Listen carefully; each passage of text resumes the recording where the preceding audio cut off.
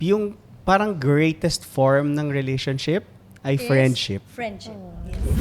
Let's talk Bear topics and bold conversations here at Bear It All Podcast with Danny Barreto. Hey guys, welcome to another episode of the Bear It All Podcast. Today is a very, very special episode. Well, for me, sobra yung kilig ko when I heard that sila yung magiging guest ko for today. Sila yung pinaka-iconic, one of the most iconic and legendary OG love teams of the Philippines. Marvin Agustin and Jolina Magdangal. I can't believe I'm saying that! Hello. Hi! Thank you guys so much for being on the podcast. Thanks for having us. Ay, yung heart ko mamagsak talaga. Nung na-text ako, sabi ko, i-guest mo sila. Sabi ko, oh my gosh. Parang, fan ako ng Hey Babe. Fan ako ng Flames. Parang nung bata ako, parang kayo ata yung nagbigay sa akin ng idea ng love. Oh, wow. Lahat ng mga love teams nung time. You guys, of course, Tito Rico and my tita. Yes. So parang ako, that time, it was like, it was the thing. It was the shit. I can say that. It was the shit. So first, like, how does it feel that they call you the OG love team? Okay nga pag OG, pero pag legendary, parang the legend na tayo. Kilig. Ako kilig. Kasi pag sinabing original, ibig sabihin, may mga sumunod na, di ba? Kaya Yes. nagkaroon ng original. So, sobrang kilig. At saka, happy ako na pag nakikita na hanggang ngayon, may mga bago na namang kinikilig. Yes. At meron na naman kaming napapangiti. Yung mga ganun. Nakakatuwa kasi nung when Jolina and I were starting before, sila Maricel and William, yung parang the comedy love team. Ang sarap kasi parang bukod sa nare-reveal yung edad namin, ang sarap kasi nagiging reference or parang maybe maka-inspire kami ulit ng mga susunod na love teams na comedy yung genre nila. So, nakakatuwa. Kasi not a lot of love teams are into this genre. Parang mas true. marami yung Yeah. mas marami yung serious drama Yes, genre. yes. So, parang kami ni Jolina, siguro kami, cute kami. Parang pa-keychain na yung Ang dating. liit kasi namin, kaya siguro dito kami napunta. Just over the years, people still look forward to whatever you guys do, whether it's individuals or whether like us together. People still like to watch you guys together. Minsan naisip ko pagka ganun, siguro baka yung mga nanonood sa amin dati, hindi nagkaroon ng closure. Oh, Kaya parang, Wag mo nga sila bigyan ng closure. or nakulangan, Sinabi ko- nakulangan sa movies. Parang dapat mas madami. oo, parang meron pa Actually, kung kami nga, nakukulangan kami sa movies namin.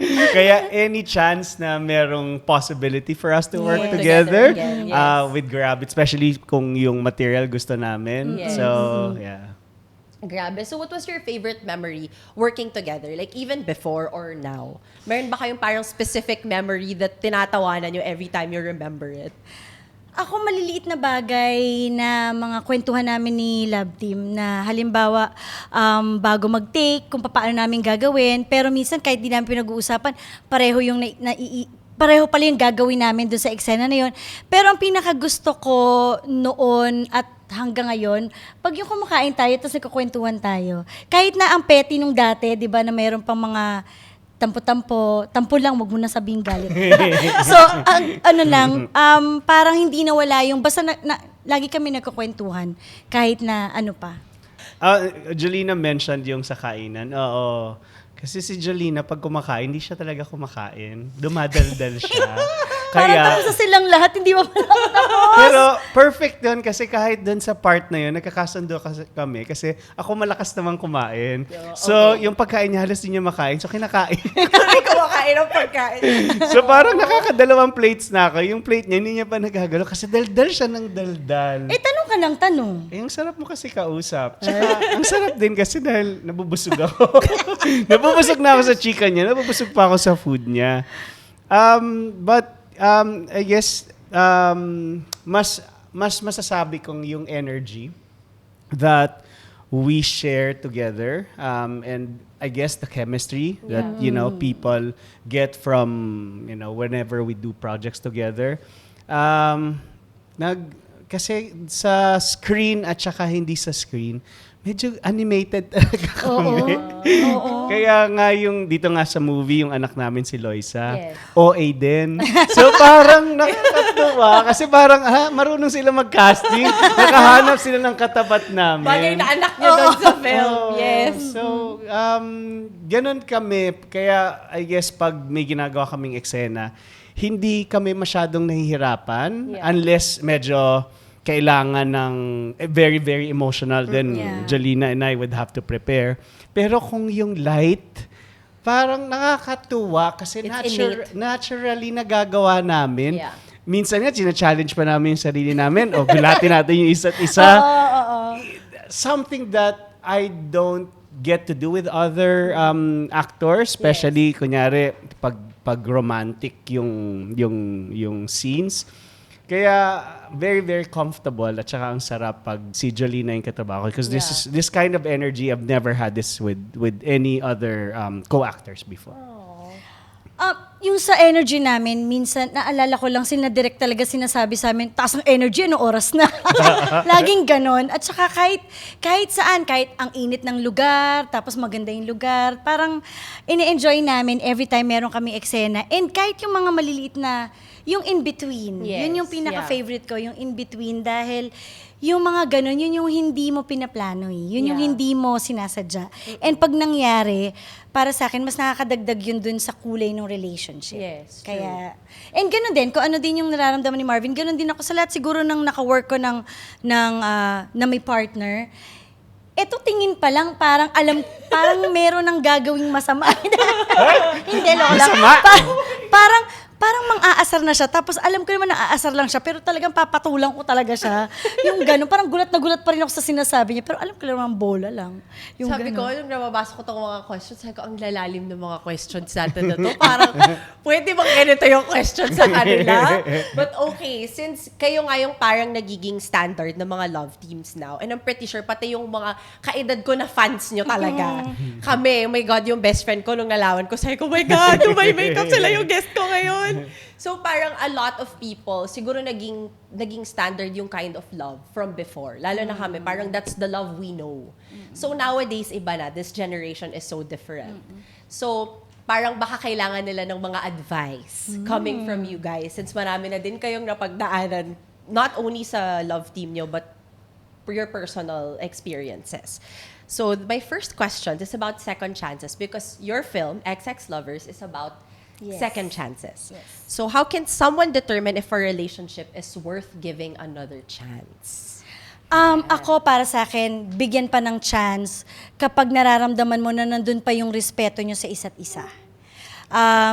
Yun ang pinaka-importante kasi I think pag may respect talaga kayo sa isa't isa, hindi nyo rin talaga kayang sabihin yung pinakamasakit para totally maghiwalay na kayo. Yeah. 'Di ba? Kaya pag nararamdaman mo parang okay pa yung connection dun sa respect, why not, 'di ba? Kasi wala namang perfect Kaya Yes, nagkakamali naman 'di ba lahat. meron nga iba second chances mas naging sweet pa, yung Yes. ganyan. So pwede pa ulit. Yeah, I guess more than anything else, more than, beyond yung feeling of love, it's the commitment and the respect. Commitment into making it work, especially when hard times both of you would experience in the relationship. Definitely there would be hard times. Tapos yun nasabi mo lang nga lang before the question, yung nag-iba yung generation ngayon. I don't think yung emotions at yung love nagbabago. It's actually, I guess, the way we process these emotions now, especially because of social media. Yeah. Back in the 90s, bago mo makilala talaga ng tuluyan yung tao, kailangan mong puntahan sa bahay. Kailangan mo, Cellphone diba? doon, Kailangan mo talagang makausap. Kailangan mong itanong yung mga basic questions. Kulay. Kaya may slum book dati. Because Tama. you won't get to know the person kung hindi mo mabasa yung slum book o hindi mo matanong yung tao. It's the big difference now is yung social media, like all of our accounts, we get to investigate. Yes. We Correct. get to check the person. Yes. before we actually get to meet them. Yeah. So ang dami na nating presumptions or assumptions about the person. Tapos minsan na-influensyahan na. Oo, Diba? kung magustuhan mo o hindi. I guess going back to basic is something that is still sexy and beautiful. That's true. Very simple. Still getting the answer straight from the person is still the best way to connect with the person. So, yun. I don't think yung love and yung emotions nagbabago. Nagpapalit lang ng ways Yes. on how we experience them. So, dapat mag-flames tayo ulit. Yeah. Oh my God. Alam mo na ba yun? Oo, Sobrang mag-flames ulit, nostalgic no? yun, yung fini-flames mo yung crush mo. Jam- Kung kita mo kung friends kayo, lovers kayo, or enemies kayo. Si Jolina, pinlames kami recently. Ano lumabas? Ano nga ba? Ano lumabas? Sex Sweet. partners Uy, kami. hindi! Ay! S pala, Bakit sweetheart. meaning nung- Kala ko sex partner. Para tong ano eh. Sweethearts pala. Nalito ako sa S. Sweethearts. Sweethearts. Baka gusto mo maging enemy, ah. Parang yung flames naging Oo Gen Z nga. doon, ah. Pang matanda. Pang adults only lang pala yun. Dati Okay, kasi nga, sabi ko, sweethearts. grabe before, pag nagpa-shoot kami ng podcast, iba na yung mga tawag nila ngayon. May situationships Yeah. na. Grabe. May mirroring treatment, back burner, burn toast. May tawag na sa lahat. What? Dati wala namang ganun. Crush lang, ligawan lang, MU. MU lang, Diba? diba? Yung first time ko nakarinig ng bagong term, yung anak ko, because my kids are 19 years oo old nga. now. When they were, I guess, mga 12 or 13, parang Ano sabi? I heard the new term, ship. Ang Parang, shipping. Oo, Ship, eh. parang crush mo siya. oo, Ganon. sabi ko, anak, parang, ano ba to? Pabarko na ba tayo? Yung pala, crush pa lang ibig sabihin. Pero hindi pa siya crush. Yes. Iba Parang pa inano mo siyang lang, Parang layer. mukha lang siya. Wala pa sa crush. Ko, anak, hindi. So dun ako nagsimulang mag-catch up and try to understand the younger generation because yan Yes.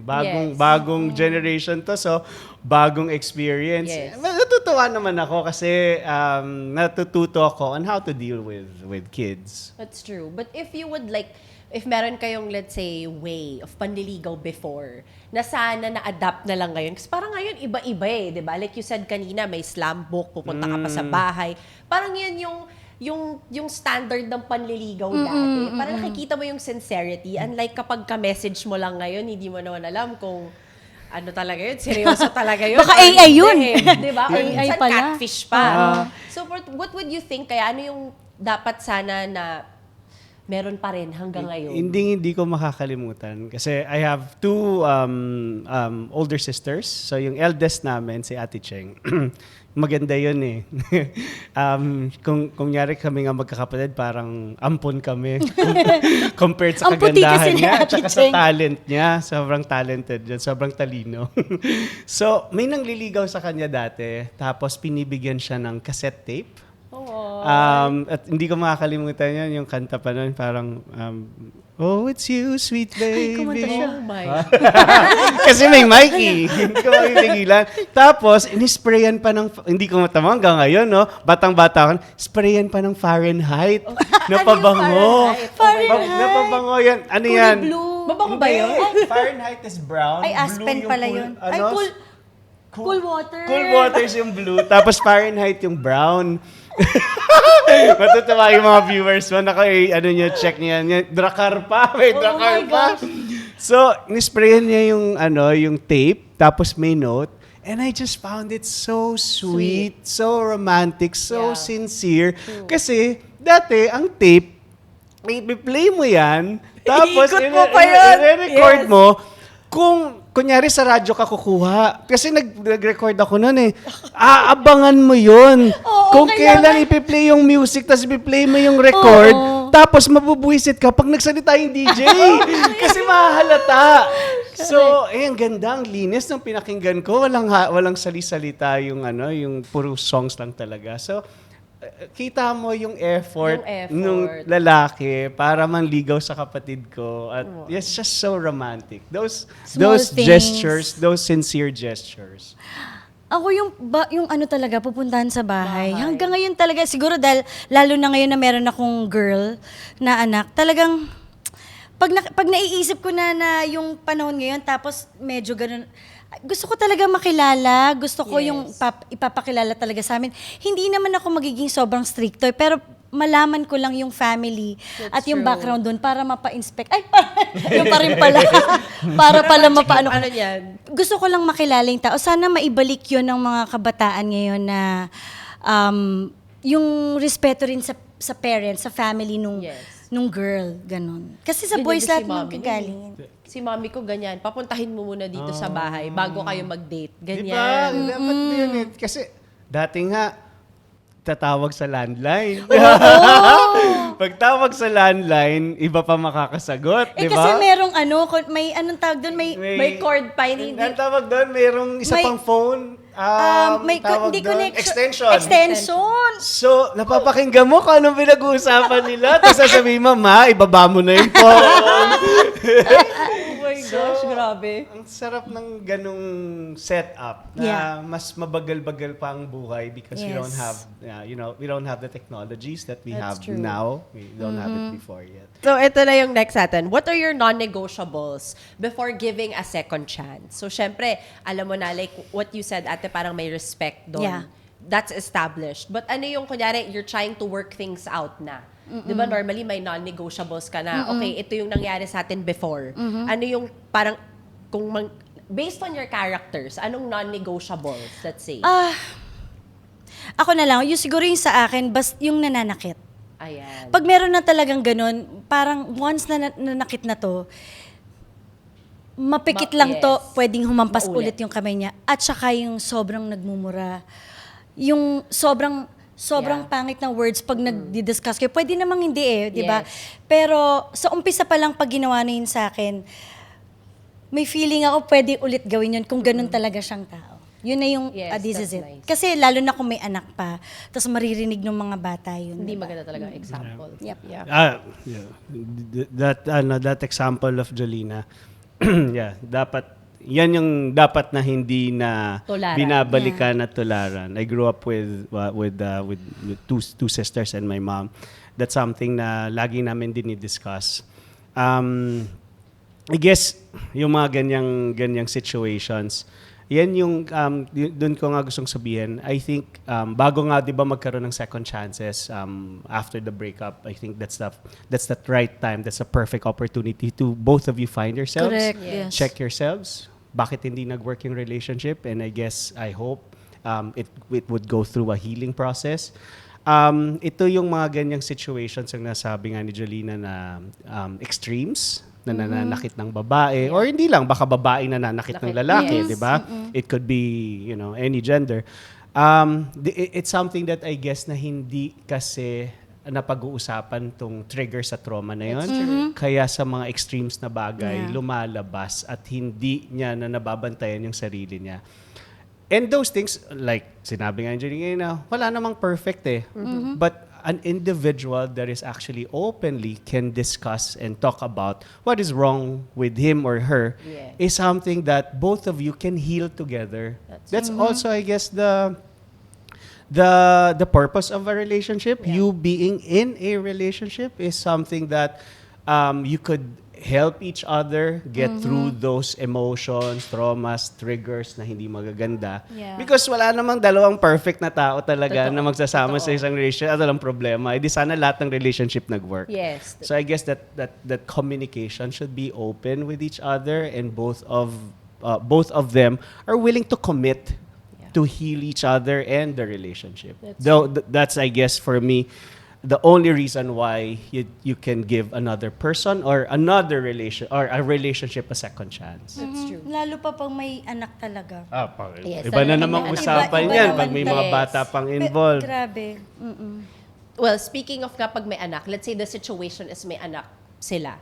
Like, ano ba yung, gano'n, mas mahirap ba maghiwalay? Let's say the relationship is very toxic. Is it mas better na lang ba na maghiwalay or to stay together? Because nowadays, they use it as a reason diba? Na parang may mga bata, so they won't get out of that toxic ways because they feel that kawawa yung bata. Ako hindi ako naniniwala. That's Kas- the biggest misconception, I guess. And that's something that we should learn Yeah. Wag maging selfish. Correct. If there are kids involved already, Yes. that's actually the reason why kung bakit ka kailangan mas maging malakas at mas maging healthy yung relationship at yung environment because you're involving an innocent person. That's true. And that can grow up to be as toxic as you guys Yes. if Kasi you yun don't nakikita fix sa it. bahay. Tsaka yung mga bata ngayon, hindi mo talaga sila pwedeng underestimate na bata lang, di niya maintindihan yung mga pinag-aawayan natin kahit na yung mga ganong bulungan lang.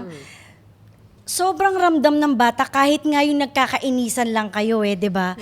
So, kung feeling mo toxic na kayo ay kung para sa bata hindi makakabuti kung maghiwalay kayo, kahit hindi kayo nag-aaway sa harapan niya, mas yun ang pinaka-toxic sa bata Yes. kung papag-stay niyo pa yung isa't isa. Kaya na together. So, ano na lang, be mature enough to decide para sa bata, yun kung ano makakabuti talaga para sa kanya. Kung hiwalay, kung Yes. balik.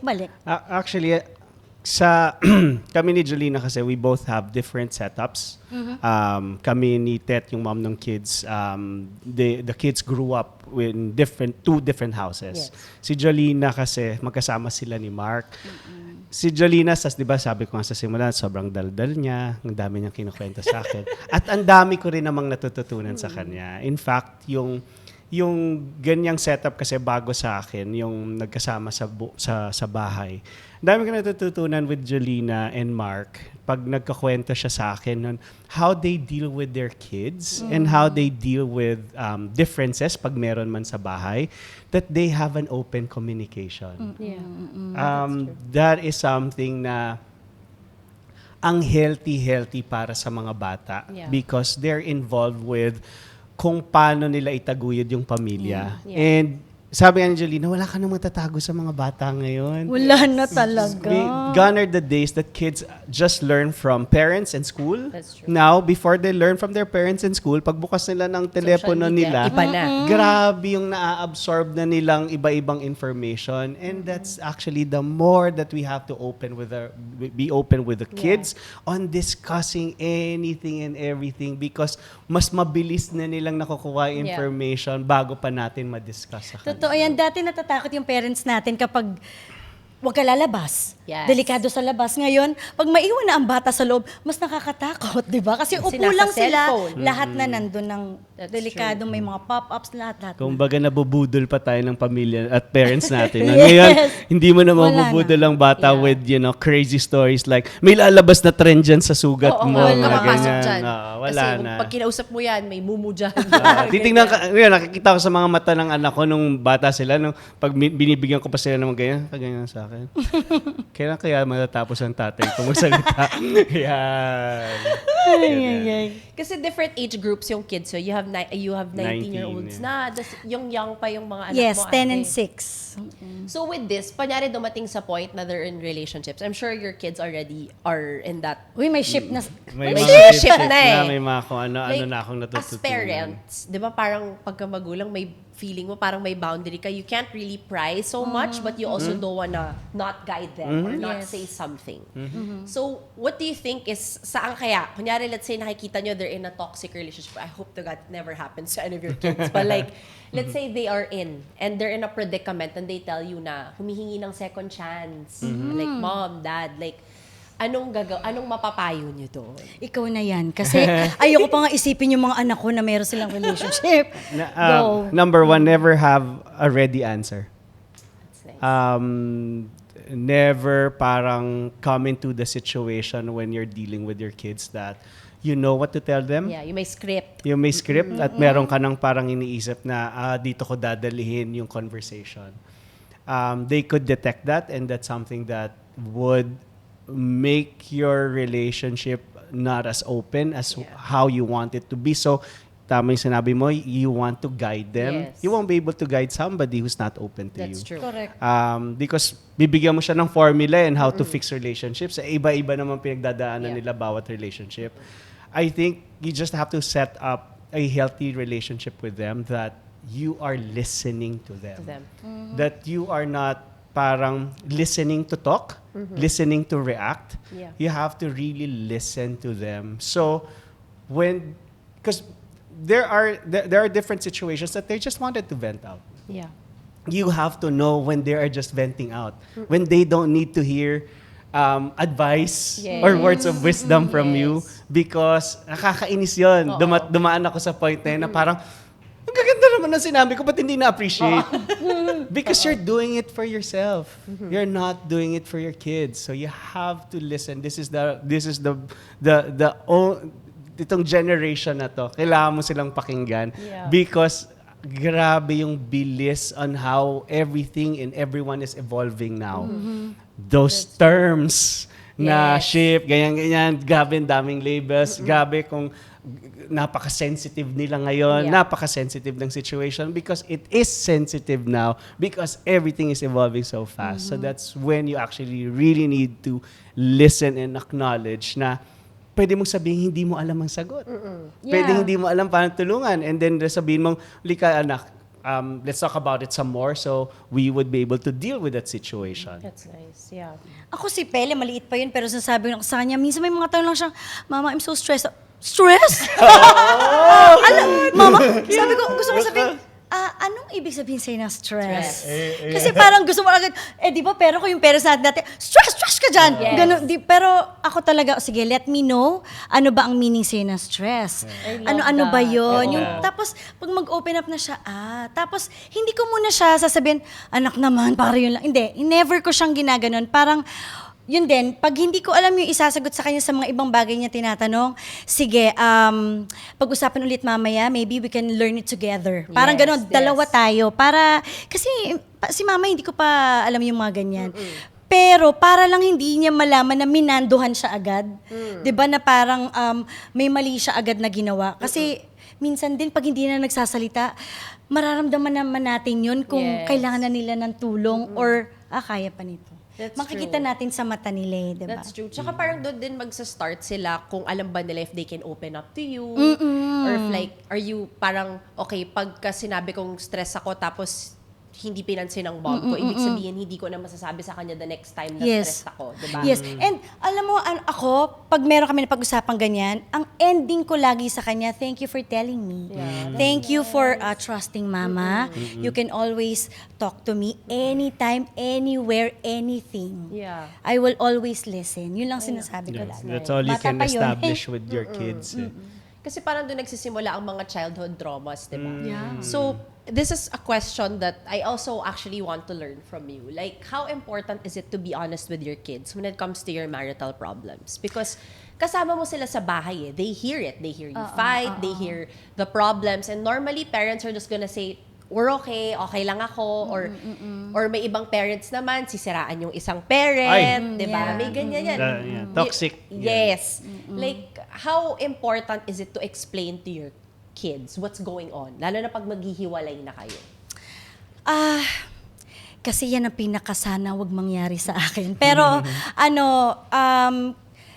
para sa akin, hindi ko parang ayokong sabihin kung ano man yung pinag-aawayan. Actually, kahit nga tampuhan, ganyan. Kasi iba yung tingin nila kay papa nila eh. 'Di ba? Iba ang tingin ko sa asawa ko. Parang ganun. So, hindi para malaman pa nila yon. And ayoko rin na parang, nandiyan yung mga bata, sweet kayong gano'n. Hindi rin. Parang basta, give us time, parang isabing, pagka may ganyan, Mama, what's happening? Ay, wala. Tapos ngiti-ngiti lang ako sa kanya, pero kailangan maayos ko muna sa asawa ko bago ko ikwento kay ano. Tapos parang wala, lang may mga differences lang kami ni Papa konti, pero we have to work on it. And okay na. Parang ganon. Never ko sa kanilang pinaramdam na may mabigat. Kasi wala naman talaga. Well, sa akin, wala pa nangyayaring sobrang bigat na para dalhin din nila. Yes, that's true. May isang line si Jolina dito sa current film namin, yung iba yung pagiging mabuting magulang sa pagiging mabuting asawa. Oh, wow. That's just a beautiful explanation of hindi sila package deal. So nice. Since you mentioned nga kung paano sasabihin yung kung if ever kailangan na ng maghihiwalay. I think yung honesty would always be appreciated, would always lead you to, what would be the best next thing to do. Again, makikita mo naman yan kung 1-year-old pa lang yung anak mo. pointless, nga eh. pointless sabihin Yes. yung mga ganitong bagay. Pero, Pag nasa tama na silang pag-iisip, Sa yun na lang. Yun. Correct. I think knowing you as an adult, na ikaw yung mas mature dun sa relationship, siguro mas ikaw yung nakakaalam kung ano yung tama at pwedeng nang i-discuss sa mga bata para malagyan ng context kung ano man yung nangyayari dun sa relationship. But ano yung maiintindihan na nilang honesty Yeah. sa sitwasyon nyo. I think that's something that needs explaining to the kids if ever. Parang ang daming powerful lines. Isa na yon. This one is another powerful line. Kahit anong ganda ng past, dapat mag-move on.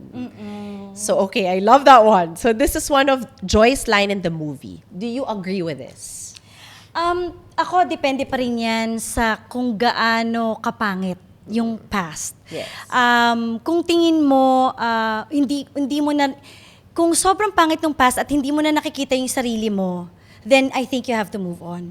Pero hanggat aaninag mo pa yung sarili mo dun sa kahit gaano pa kapangit yung past na yun, may chance pa yun na to go back To go and fix it. Yes. Yun yung naiisip ko para sa akin na.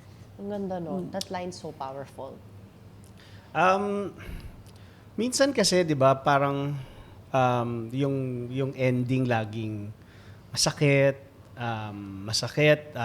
parang ang messed up ng breakup. I guess that's also parang naggagaling din yan kasi hindi na pag-uusapan.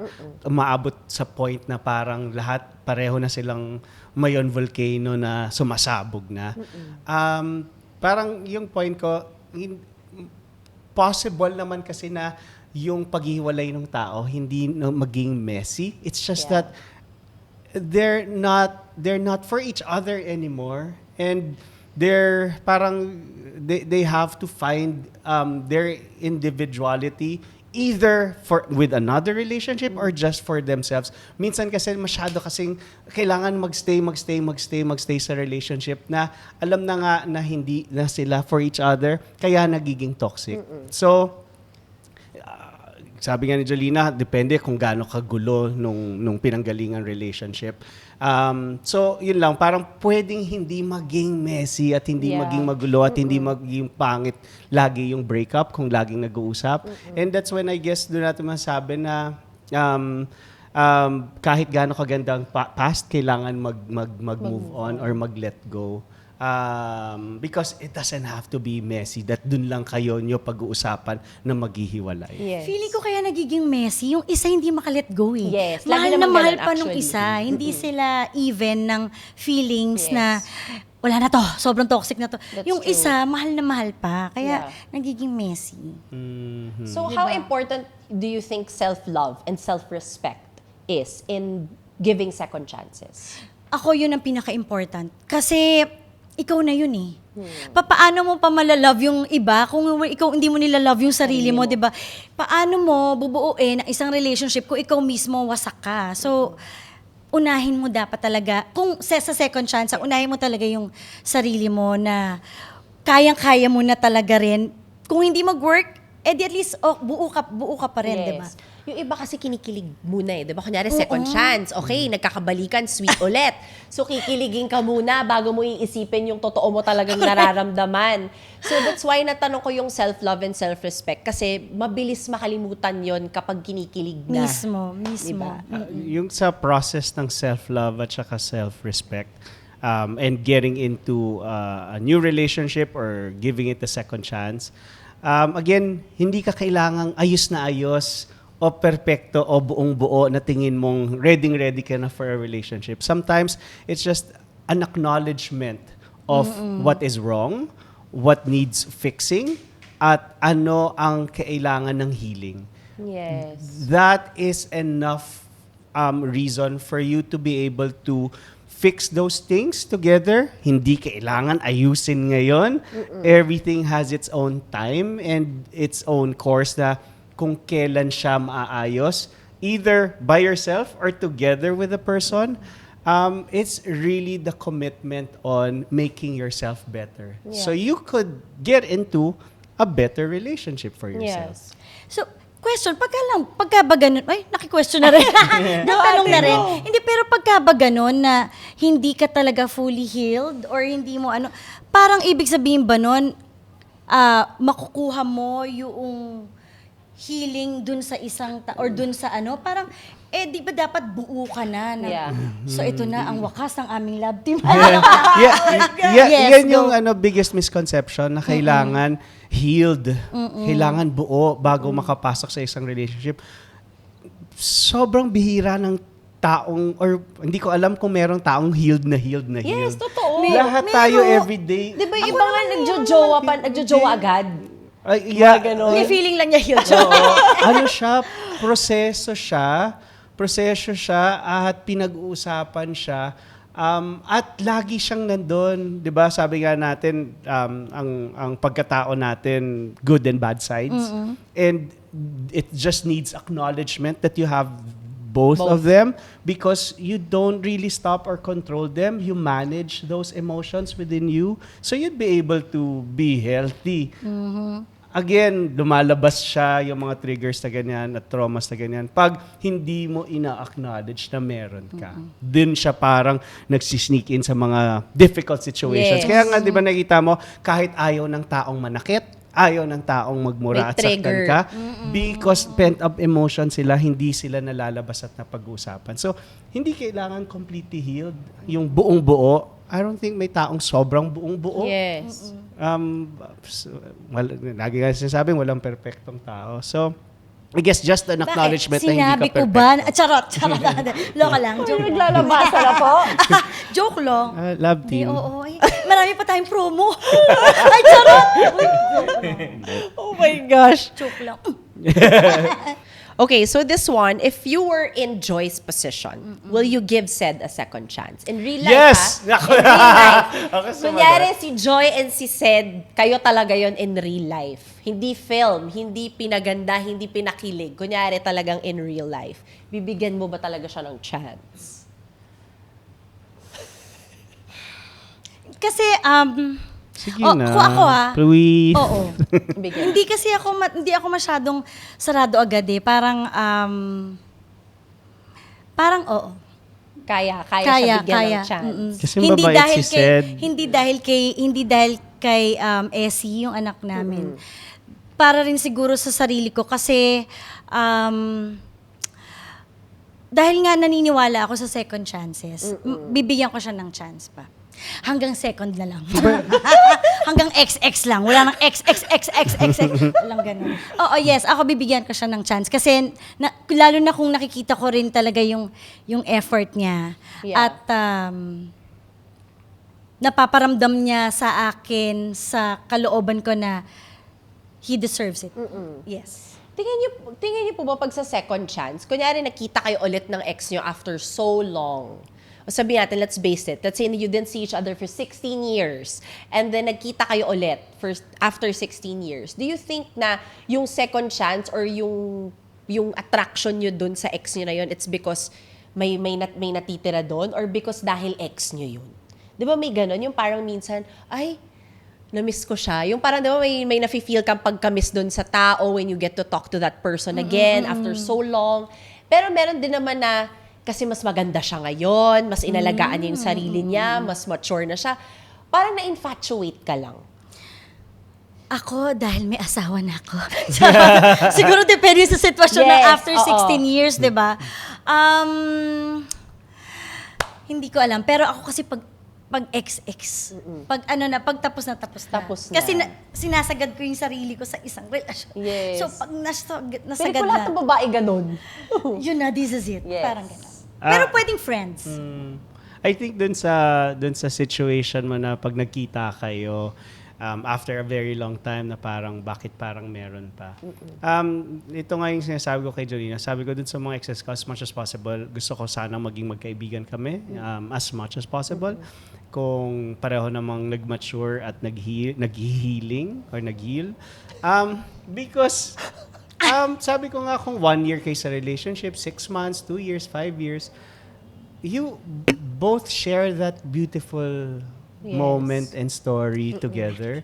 Kung I love you kayo ng I love you almost every day, and then pag nag-break kayo, parang tatapon niya na lang ba yun ng ganon? So parang kung may chance that you'd be, second chances naman doesn't have to be romantic relationship. Tama. It could be friendship. Friendship. Diba? Kung 2 taon, 5 taon kayong nag-share ng napakasayang buhay, why not give it a chance for a friendship? That's true. Diba? Kung available kayo, wala pa kayong mga commitment, edi baka mas healthy yung proseso. Diba? Kaya lang si Jolina may asawa na. Hindi ako! Yung Kaya sa love nga, life mo. sayang kilig-kilig. Yung sa love life mo. Sa love life mo. So yun. That's my take on yun na. Pati yung mga exes na kung kaya at possible na maging magkaibigan, why not, di ba? Basta naman pag finrend mo yung ex mo, make sure na naka-move on na siya. Oo, Baka wala ka mamaya, namang ibang finifriend mo, feelings. pero talagang Yes. umaasa na ulit. Ano yun? Dapat yun nga, sensitive kayo sa isa't isang feelings. Correct. Yan. Ito, ate, question to. Let's say hindi kakasal. You're not married. Oo na. Ito. Kailangan ko tatanong. Ito na. Alam mo, ganito talaga. Nakarati Okay. chop na naman ako. Will you ever ask for a second chance from an ex-lover? Ikaw, let's say, okay, kayo na lang. Let's say. Biglang bigay nyo sa mga fans.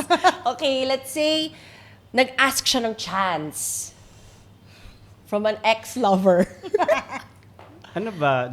General ba? General. General. Hindi naman sa iyo. Okay, general na lang. General Baka, na lang. baka malagot tayo dito eh. General In na general, okay, will you ask for a second chance from an ex if you look back? If the person or that relationship deserves a second chance, like what I've said, kung may proseso ng pag-heal para mas maging mabuting tao, why not? I love that. Si ate parang ayaw sumagot. Huwag Parang na natin magdo-double date pasagutin na si tayo, ate. ah. Hindi, sabi ko nga kanina, di ba, pag ex na talaga. Ex na talaga. Parang ganon. Friend siguro. Friend. I friends. love that. Okay, I love that. 2 different perspectives. Okay, last nating question is, what are the lessons you learned from your characters, kay Joy and kay Sed? Kay Joy, kasi actually first time ko rin magkaroon ng gano'n na yung edad na anak sa lahat ng mga ginawa ko. And akala ko hindi ko makakaya i-portray yun kasi parang pakiramdam ko, ang mga naging anak ko lang dati, mga maliliit, ganyan. Pero pagka ganun pala, parang maaano mo rin siya madadala mo rin siya. And siguro, ang malakas kasi yung yung personality ni Joy. And ang natutunan ko lang sa kanya na dapat siguro kahit na ano man ang naging sitwasyon, pwedeng hindi mo naman dalhin yung galit hanggang sa tumagal na ng Yes. tumagal, 'di ba? And napansin ko, ako lang feeling ko lang kay Joy, hindi pa siya nakaka-get over, pero talagang kailangan na lang niya talagang, I think this is it, na parang napagod na lang siya ng lahat. And siguro yung natutunan ko sa kanya, na pwede ka rin naman mapagod talaga, lalo na yung mga babae sa relationship. Pero hindi mo kailangan maging bugnutin, hindi mo kailangan maging galit na lang palagi, lalo na kung dun sa ex nga na yun. Yes. So, maraming ginawa si Joy na ano ko din sa sarili ko. Alam ko naman hindi, or siguro iniisip ko, ayokong dumating doon sa point na, yun nga, magkakahiwalay. Pero if ever, ayokong mangyari na parang hanggang doon, ang nega ko na lang, ang toxic ko na lang, ganun. So, sa ending naman, parang umayos naman siya kasi nakuha niya yung gusto niya. Kaya, happy naman siya. Basta happy lang din lagi sa buhay. Yun lang dapat. Ako bukod dun sa napakagandang line ni Jolina, yung ibang mabuting asawa sa mabuting magulang. Because a lot of people are going through that situations para maging klaro na yung relationships natin or yung roles natin sa buhay dapat malinaw. Sunod dun sa tinahak na storya ni Joy at saka ni Sed. Actually, ang ganda-ganda kasi nung storya, nung material kasi parang madami siyang connect dun sa mga past movies namin. Kaya yung pag-transcend o yung pag-evolve ng characters, parang ang lalim-lalim. Pero isa't kalahating oras lang naman yung pelikula. Pero nagsimula siya kasi dun sa height ng feelings at emotions nila. Isa sa natutunan ko, which I think that's what also Jolina and I are actually evolving and going through as, you know, as individuals and as screen partners, na yung parang greatest form ng relationship ay friendship. Friendship. Yes. Parang mas resilient siya, mas sincere at mas hindi siya self-centered. Kasi parang pag friendship yung pinag-uusapan, una sa lahat, di kayo magkasama lagi. Merong break time talaga. Yung susunod, yung parang ang sincere lang nung mga oras at panahon na gusto mong i-share dun sa taong yon. So, ang sarap kasi dumating kami sa point ng careers or sa relationship namin ni Jolina na we can consider ourselves in this relationship na matibay at maayos na friendship. Ako lagi ko sinasabi si Marvin yung safe space ko eh. Lalo na sa industriya na ang tagal 35 years or more, parang ang dami mo na nakilalang mga iba-ibang tao. Malalaman mo dun sa pinaka-lowest mo kung sino yung nandyan para sa'yo. Yeah. Nandyan siya. So, marami akong nakukwento sa kanya na hindi ko nakukwento sa iba. Tapos marami rin ako naman nakukwento sa iba, tapos kukwento ko sa kanya, pero sa kanya walang judgment. Doon sa iba, parang okay, ang daming nasabi, wala pa ako dun sa highlight ng kwento, pero sa kanya, parang napaka-positive niya na kaibigan. I hope you Thank guys you. make another movie together. As a Marjo fan, nakulangan po ako. Gusto ko pa po ng mas marami pang Marjo films. Isip pa tayo ng maraming friendship movie. Yes! Pili ko kailangan, no? Kailangan ng more friendship. Lagi na lang love. Siyempre, hindi pwedeng mawala ang love. But anyway, your movie XX Lovers comes out today. Congratulations! Isa na ako sa manunood pagkatapos itong episode. Thank you. Please invite our viewers to watch XX Lovers. Well, thank you. Thank you thank so you for much. having us here and share our feelings and emotions. Maraming salamat din sa mga taong nanood at nakinig.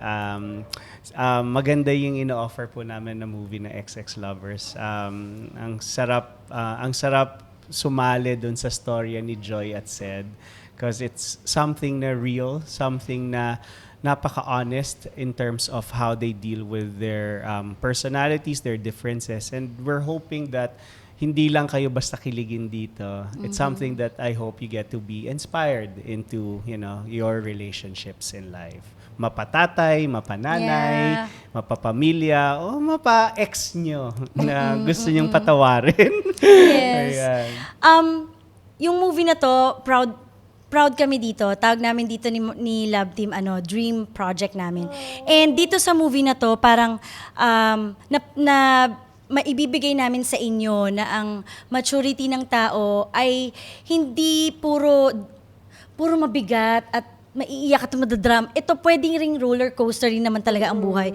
So ito, yung tatawa kayo, pero alam nyo na mature tong tawa nyo. Parang ganon. Parang you will grow with the story of the film and magkakaroon kayo ng iba-ibang level ng ibig sabihin ng love. I guess gusto rin namin syempre pasalamatan sila Tonet. Yeah. Yung Project 8. And Cornerstone. Cornerstone, yung director namin si JP. Because they gave another layer dun sa rom-com formula. Bata kasi itong mga katrabaho namin. Kaya yung collaboration talaga of the vision and where we want to bring the film, ang sarap nilang katrabaho because nakakuha kami ng perspective or points of view from this younger generation. So medyo maraming i-offer yung pelikula in terms of insights and realization. So Masarap siya panoorin. Correct. Kaya panuorin nyo na para mauna na kayo sa chikahan sa I'm so barangay. excited. Thank you guys. It's Thank like the you. highlight of my life. Kasama to sa top 5, Diyos ko. Thank you so much. And I Salamat. can't wait to see the film. I will go now and watch this film. Thank you very much. And good luck. Oh my God. Good luck. Thank you guys so much for watching this episode. Sana namatay kayo sa kilig dahil namamatay ako sa kilig. Bye!